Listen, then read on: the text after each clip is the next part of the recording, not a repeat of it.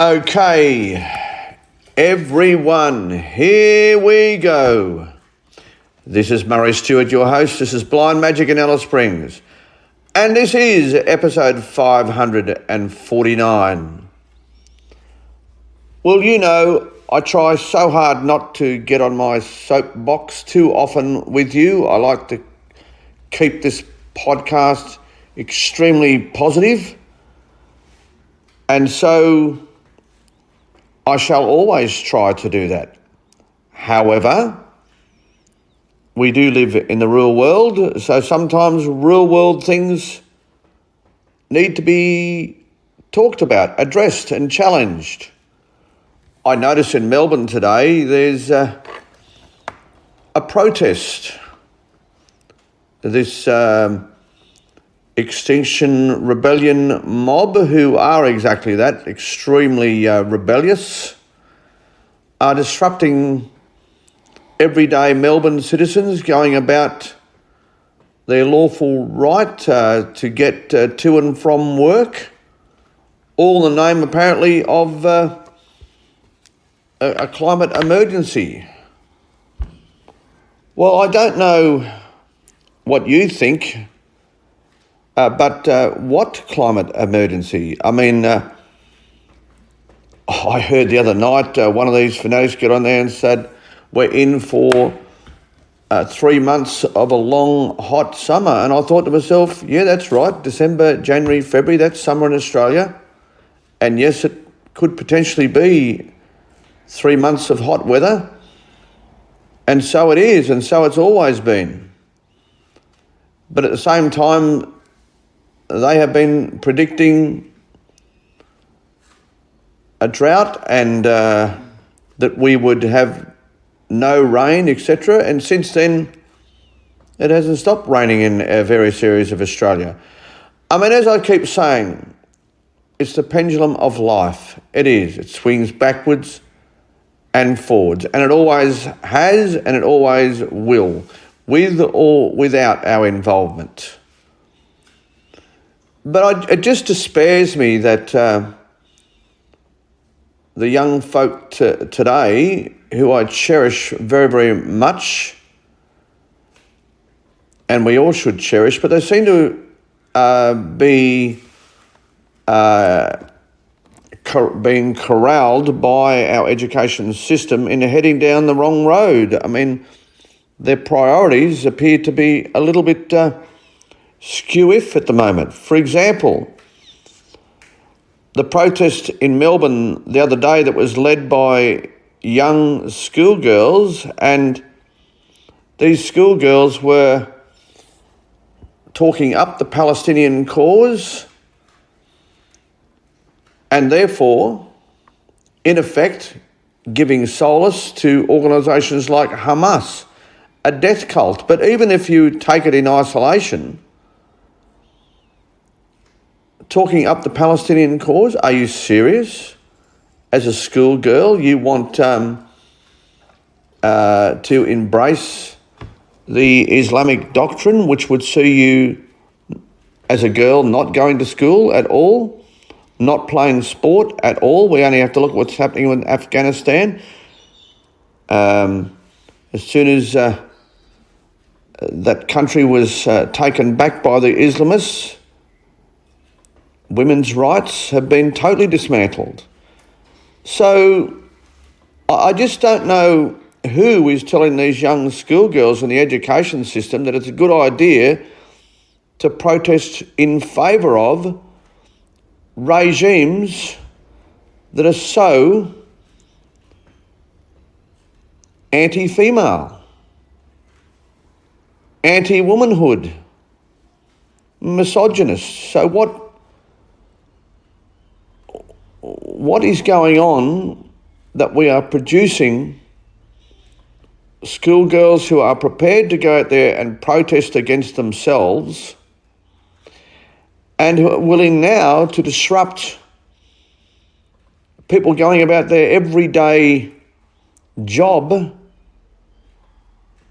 and they're having their rights intruded upon, all in the name of apparently this will mean that we could flick a switch and change the weather. You know, we could turn off every light in Australia, every stove in Australia, close down every industry we have, and you know how much we would contribute to the fossil fuel issue in the world? Jot, zero, none. We are producing 1% of the overall fossil fuel emissions. So we would make virtually zero difference, even if we all decided to shrink our life back into becoming caveman-like. Yeah, I mean, that is the absurdity of all of this. It's just nuts. But no one is telling them. No one is educating them.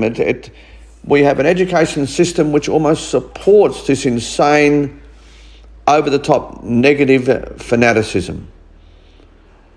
And meanwhile, they're failing at maths. They're failing at reading. They're failing at writing. So what are we doing to our young people? What are we truly, truly doing? Our education system is now the laughing stock of the world. It's a disaster, and it's an unfolding tragedy. It's an absolute unfolding tragedy. Our universities now are socialist, Marxist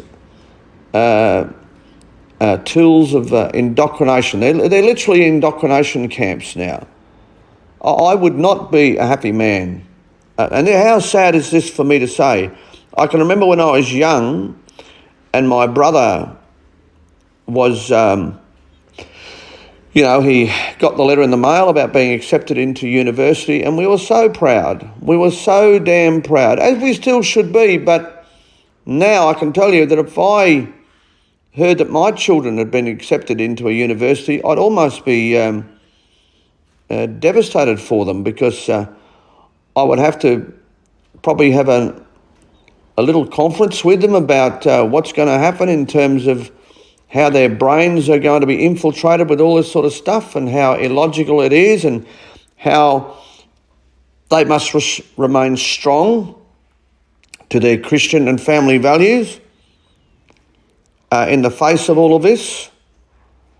I mean, honestly, it's just crazy what is going on in this wonderful nation we all share. And that's the other thing. I wonder if we give in to this and our coal and gas industry comes to a grinding halt tomorrow, then blip, there goes our surplus. There goes our budget surplus that pays for welfare, it pays for things like NDIS, that pays for our health system, and pays for everything. So what's their answer? What's their answer to replace that revenue? And I know what the answer is. They're going to tax us. They're going to tax us to the point where the average man and woman will not be able to get ahead in life, because that's their only answer: tax, tax, tax. Because that is the only other way. If we can't raise revenue through our GDP, which is tied to our exports of coal, of gas, of iron ore, the very things that are keeping our country extremely strong. And by the way, if they're really fair dinkum about climate change, here's a revenue raising mechanism right here. Let me give it to them. And that is, the world has to go nuclear, and we have to sell them our uranium, which is under our feet. We have more uranium than any other nation in the world. So we should get on with it and sell that uranium to all of the countries that are seeing the common sense of a nuclear industry.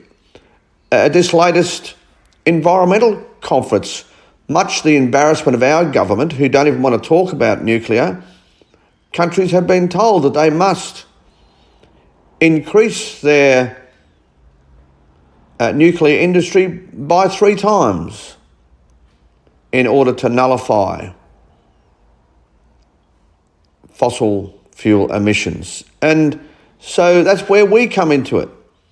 We can help them. We can help them big time with selling them our uranium. But the left just won't come at it. The left just will not come at it.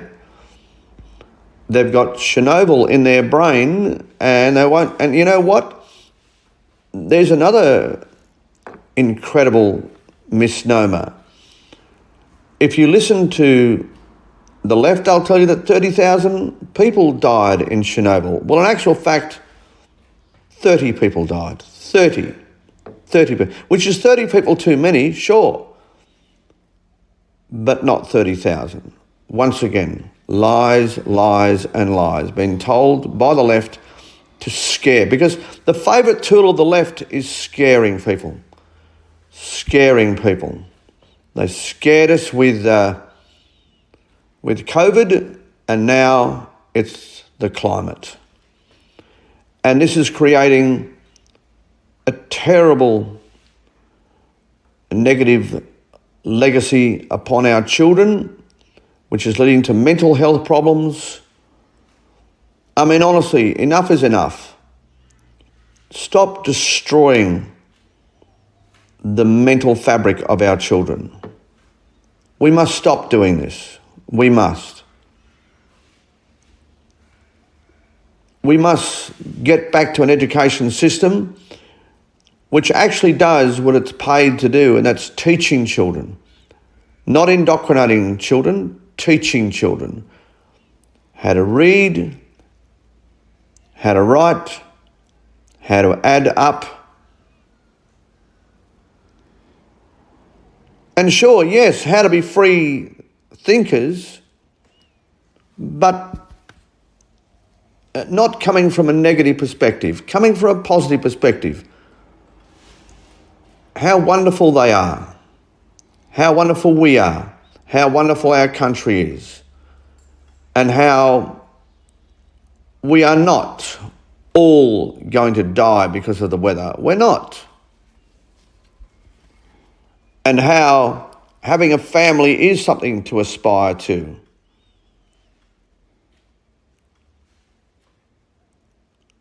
Being a Christian is a good thing. And being Christian means that you show kindness and courtesy toward one another, not blocking them on our streets, not destroying the industries which they work in. No, you don't. That's not Christian. That's absolutely not Christian. Anyway, as I say, this is episode 549, and I always try to be a glass half full sort of bloke, and I will continue to do that. But today, with what is going on in my former home city of Melbourne, I just wanted to throw in my 10 cents worth. You may agree. You may disagree. That is the wonderment of democracy. We can all have our say.